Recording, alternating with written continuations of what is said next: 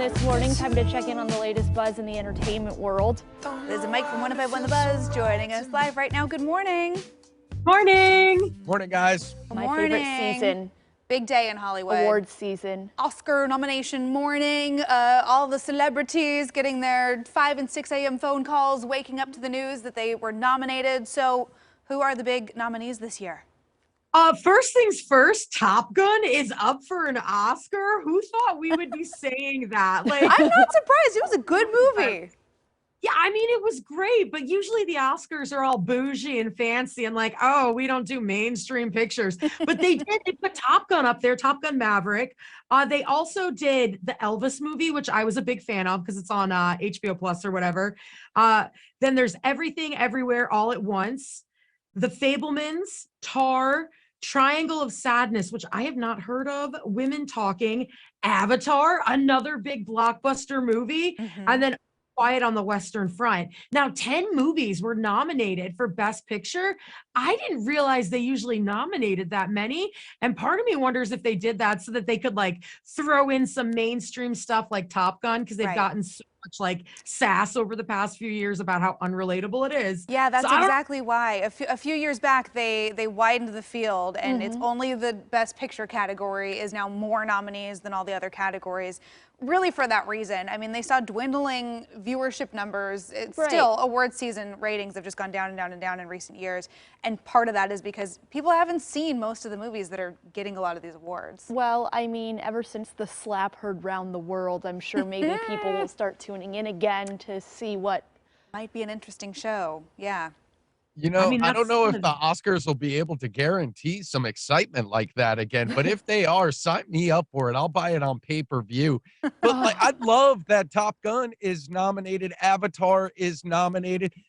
Like you were saying, Emily, I call it the English Patient effect. Ever since that movie won Best Movie at the Oscars, it's like they always try to find something obscure to make us go watch. Yeah. I have seen all of those movies but 2. Nice. You're doing better than I am. I've only seen 3 so far this year. Oh, really? Oh, you've got to. I still need to see Avatar. I've seen Top Gun. I've seen Everything Everywhere All at Once. And what was the other one on there? There was another one that I've seen. But I still need to see Avatar. Really want to go see Women Talking. Banshees of Inisherin. Yeah. Yeah. Tar is fantastic. I don't think Tar is going to win. My prediction for winner.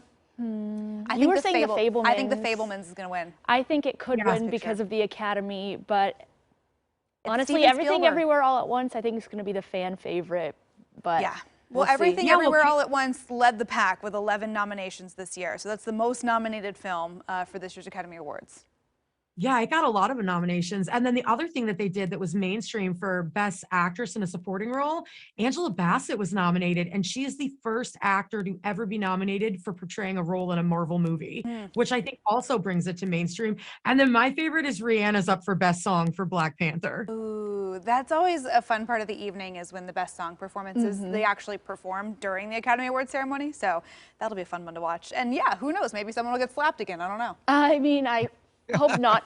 The way I gasped when that happened alone in my apartment. I was nodding off to sleep. It was like the last few minutes of the show that I was going to watch as I was getting ready to go to bed because we have to get up early, right? And then that happened. I sat wide awake, sat up in bed. It was like, there was no way that was rehearsed. I immediately tweeted. I was like, was that my TV? I rewound, watched it again, rewound it, watched it again, immediately got on Twitter.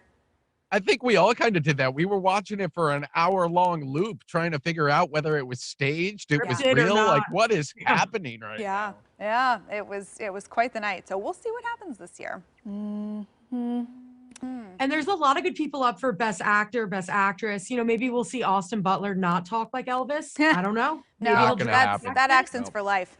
Hey, real quick, we're almost out of time, but a notable celeb kicked off Tinder. What's happening?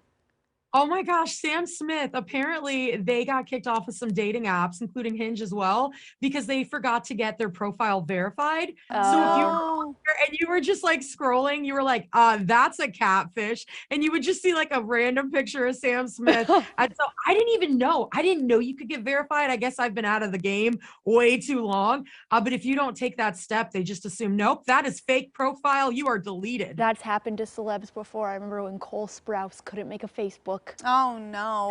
Celebrities, they're just like They're us. well, I haven't gotten kicked off any dating apps. Have you? No, no one thinks that I'm catfishing. I'm still out there just swimming through the swamp. Thank you guys for not asking whether or not I've been kicked off dating. Have you been apps. kicked We off? thought you Did would have to get volunteer verified that height? information.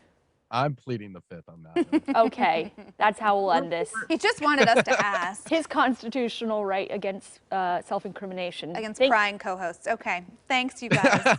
We'll see you Bye, Brian. tomorrow. Take care, guys. You can listen to Liz and Mike every weekday morning on 105.1 The Buzz.